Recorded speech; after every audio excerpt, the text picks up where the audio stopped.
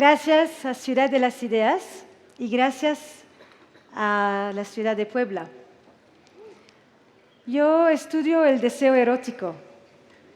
A veces el deseo que está en casa, en el hogar, adentro de la pareja, y otras veces el deseo que se va a ver afuera. El proyecto mío empezó algunos años atrás durante el escándalo con el presidente Clinton y Mónica Lewinsky, porque me di cuenta que había una diferencia cultural bastante interesante. En los Estados Unidos hay mucha tolerancia por el divorcio, con la disolución de la familia, el fracaso de todas las relaciones, y muy poca tolerancia para la transgresión o la infidelidad. El resto del mundo siempre ha optado el opuesto. Poco tolerancia para el divorcio, para mantener a la familia, y mucha tolerancia para la transgresión y una acomodación a la infidelidad gracias a las mujeres. ¿Cuál es el punto de la infidelidad o cuál es el punto del deseo erótico? Hay tantos. A veces, espero que puedo clarificar algunos. So, why do we cheat? Can we have a little bit more light? Even though we cheat in the dark sometimes. Why do we cheat? And why do happy people cheat? And when we say infidelity, what exactly do we mean? Is it a hookup? A love story, a chat room, paid sex, a massage with happy endings? Why do we think that men cheat out of boredom and a need for variety and fear of intimacy, but women cheat out of loneliness and hunger for intimacy? And is an affair always the end of a relationship? For the past 10 years, I have traveled the globe and worked extensively as a therapist with hundreds of couples who've been shattered by infidelity. There is one simple act of transgression that can rob a couple from their relationship, their happiness, and their very identity, an affair. And yet, this extremely common act is so poorly understood. Adultery has existed since marriage was invented, and so too the taboo against it. In fact, infidelity has a tenacity that marriage can only envy, so much so that this is the only commandment that is repeated twice in the Bible. Once for doing it, and once just for thinking about it. So how do we reconcile what is universally forbidden, yet universally practiced? For most of history, men practically have had a license to cheat, with little consequence, and supported by a host of evolutionary and biological theories that justify their need to roam. So the double standard is as old as adultery itself. But who knows what's really going on under the sheets? Because when it comes to sex, the social pressure for men is to boast, to exaggerate, and to overstate. And the social pressure for women is to lie, to deny, and to understate. Which isn't surprising when you consider that there are still 9 countries in the world today where women can be killed just for straying. Now, monogamy used to be one person for life. Today, monogamy is one person at a time.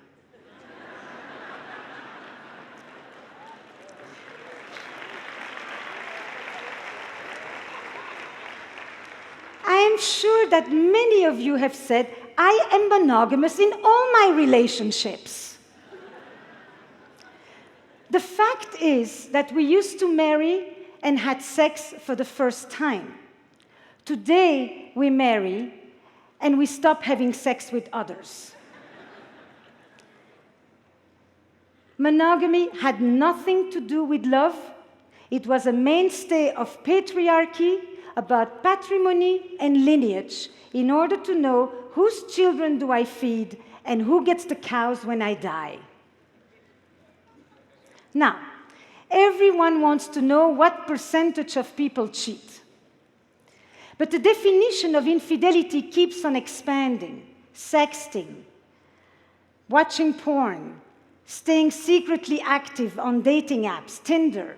And so because there is no universally agreed upon definition of what even constitutes an infidelity, the estimates vary widely, from 26% to 75% for men and women alike. And we are also walking contradictions.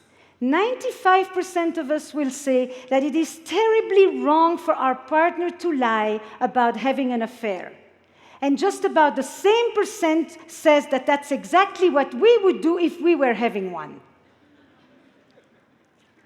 So I like this definition of infidelity, of an affair. It brings together the three key elements.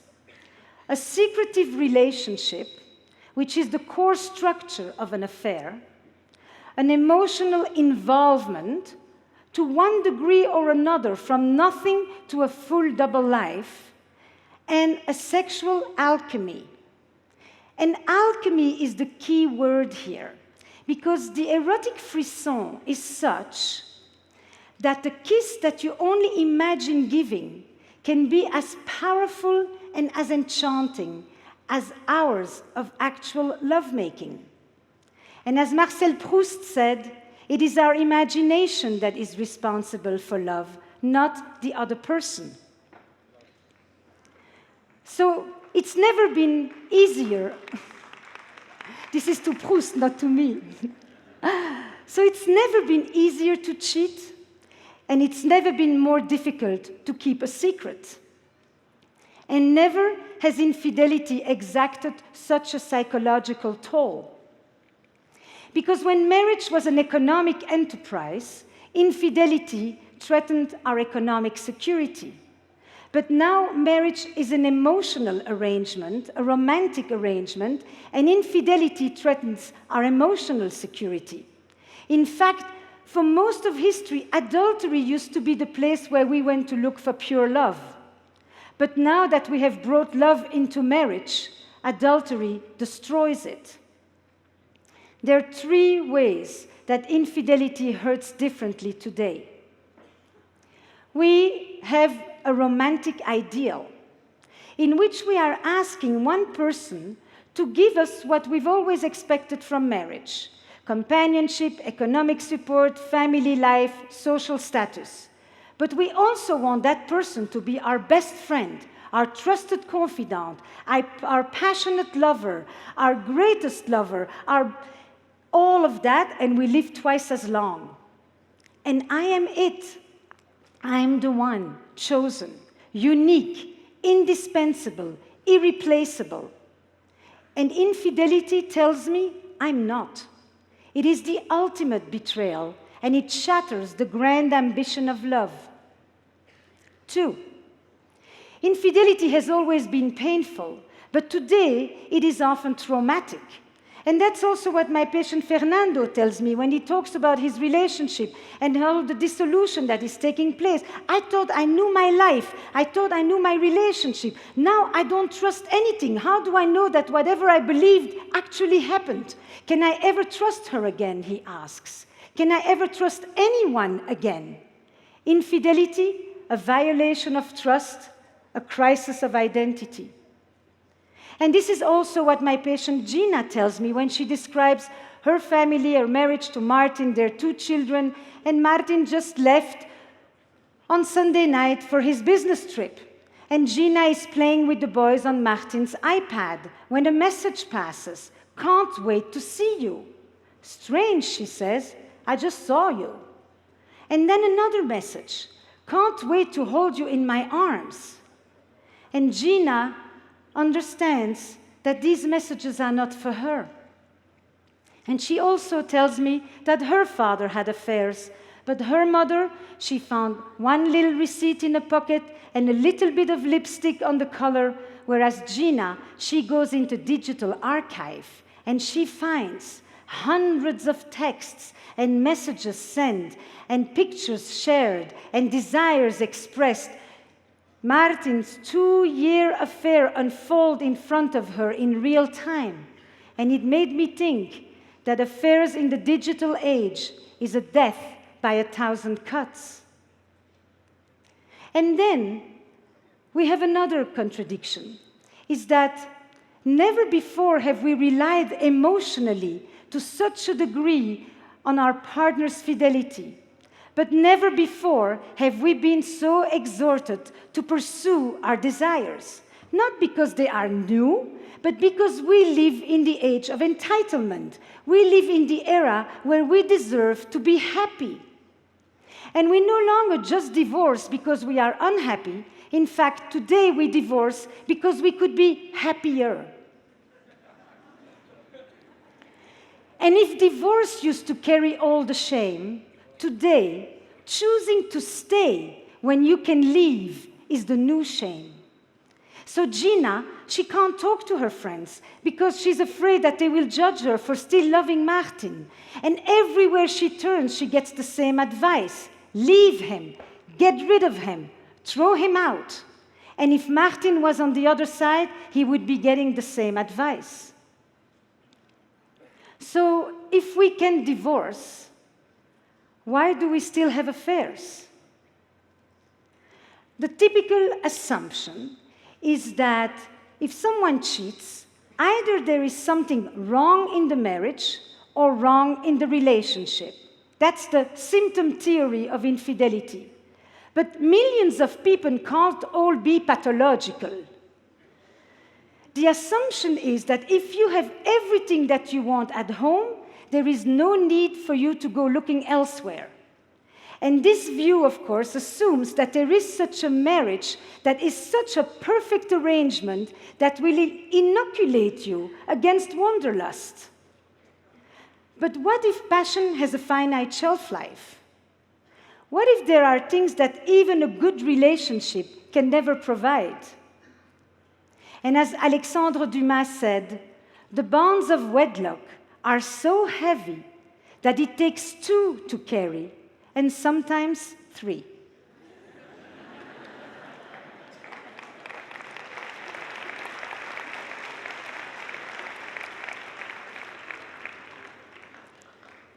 So if even happy people cheat, what is it about? The vast majority of people that I see are actually not chronic philanderers. They are often people who are monogamous in their beliefs. And they certainly are monogamous in their beliefs for their partner, that's for sure. But they find themselves in a conflict between their values and their behavior. They often have been faithful for decades sometimes, and they find themselves crossing a line that they never thought they would cross, and at the risk of losing everything they've worked for, and for a glimmer of what? Affairs are an act of betrayal, but they are also an expression of longing and loss. And at the heart of affairs, you will often find a yearning for an emotional connection, for freedom, for sexual intensity, for self-discovery, a wish to recapture lost parts of oneself or to beat back deadness.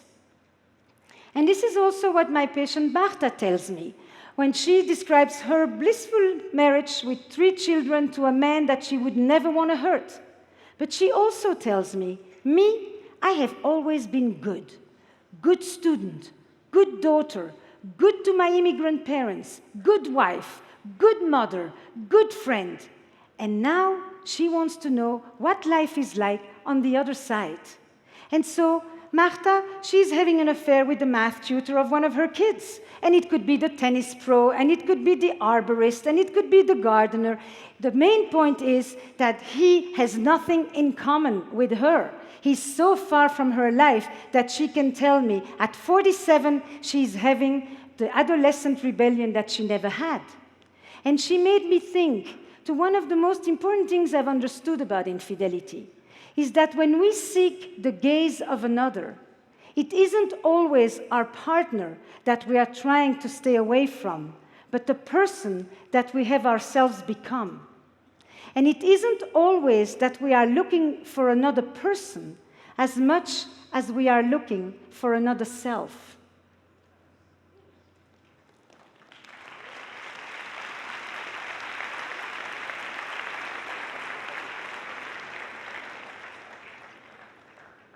So how do we heal from an affair? Betrayal runs deep, but it can be healed. And some affairs will indeed be death knells for relationships that have already been dying on the vine. But others will often jolt us into new possibilities. Some couples will merely survive, and others may even experience a generative experience. And that experience is not only generative for the couple, but especially for the person who was deceived, who often says, "You think I didn't want to, but I didn't do it." So now that person gets to change the whole status quo and ask for more also. I have been quite intrigued by noticing how many couples in the immediate aftermath of an affair have conversations with a level of depth and honesty that they haven't had in decades. And people who were sexually indifferent for years on end find themselves so lustful they can't believe it. Because there is something about the fear of loss that will rekindle desire with an entirely new trust and truth. So when an affair is revealed, what can a couple do? Now, we know from trauma that one of the ways we begin to heal is when the perpetrator expresses remorse for their wrongdoing. So Martin, he needs to be able to show guilt and remorse for hurting his wife, even if he has no guilt for the experience of the affair itself. And that is an important distinction. And Martin, he has to become for a while the protector of the relationship. He has to hold vigil. He has to preserve the boundaries, and he has to be the one for a while to bring up the subject and not constantly hope that she won't and that he can avoid it. Because if he brings it up, he frees Gina from the obsessiveness and from having to make sure that the affair is not forgotten. But Gina, deceived partners, most important is, since an affair is such an experience of diminishment and rejection and replacement, it is for her to go and find ways to connect with her friends and her family with love and people who give and activities who give her back a sense of meaning, of joy, of importance. But even more importantly, it's very key for her that she not mind the sordid details of the affair. What I call the detective questions. Where did you do it? Did you bring him to our bedroom? Does she make more noise than me? Is he a better lover than me? All those questions that keep hurt partners awake at nights for months on end while the other one is already sleeping perfectly fine.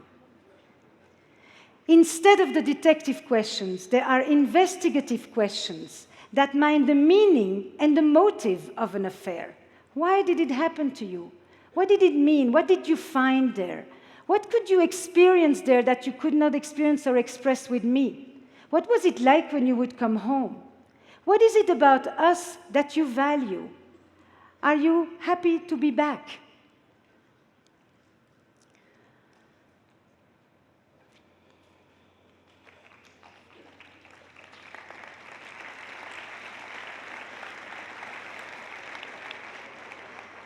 There is one word all over the world that people who have affairs tell me. is that they feel alive.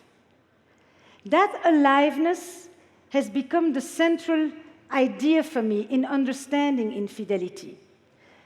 Often, they will talk about loss and death and mortality, all those experiences that bring up the question, is this it? Is there more? Am I going on like this for so much longer?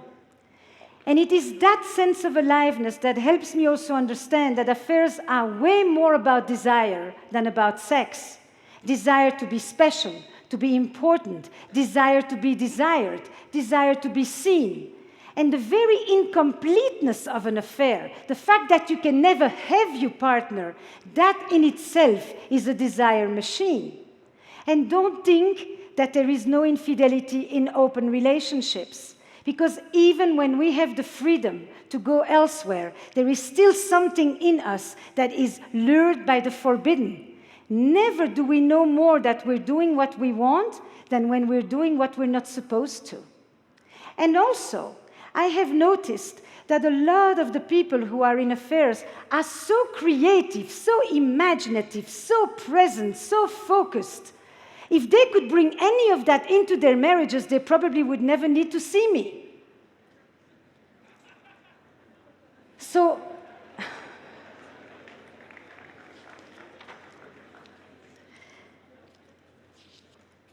every affair will redefine a relationship, and every couple will determine what the legacy of the affair will be.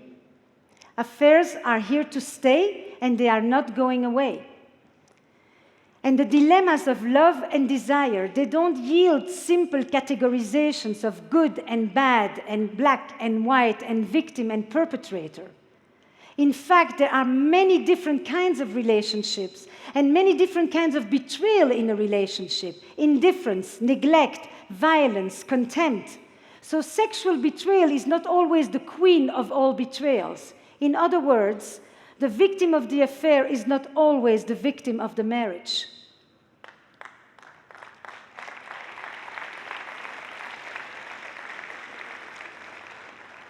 Now, I know what you're thinking. I have a French accent. In English and in Spanish. I must be pro-affair. But you're wrong. I'm not French, and I'm not pro-affair. And many times when I talk about infidelity or I write about infidelity, people say, for or against? And I say, yes. But because I think that some good can come out of an infidelity, I sometimes are asked if I would recommend people to do that. And I would no more recommend you to have an affair than I would recommend you to have cancer. And yet we all know that people will attribute to their illness the fact that it gave them a new perspective on life. So when a couple comes to me after the revelation of an affair, I will often tell them this. Today, in the West, most of us are going to have 2 or 3 relationships, marriages. And some of us are going to do it with the same person. Your first marriage may be over. Would you like to have a second one with each other? Thank you.